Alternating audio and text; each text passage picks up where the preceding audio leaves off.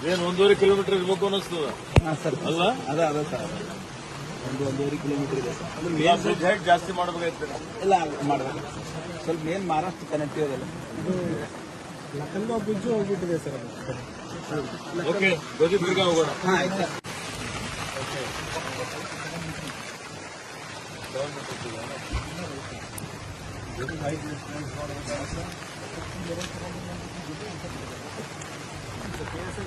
ಅವನಲ್ಲಿ ಟ್ರಾಫಿಕ್ ಹೋಗಬಾರ್ದು. ಮಕ್ಕಳು ಅಲ್ಲೆಲ್ಲ ಒಳಗಡೆ ಹೋಗಿ ಎಲ್ಲ ಆಟ ಆಡದೆ ಒಳಗೆ ಹಾಕಿ ಹೋಗೋದು. ಅವ್ರು ಸುಮ್ಮನೆ ಹೋಗಿ ಜೀವಕ್ಕೆ ಅಪಾಯ ಆಗುವಂತ ಚಾನ್ಸಸ್ ಇರುತ್ತೆ.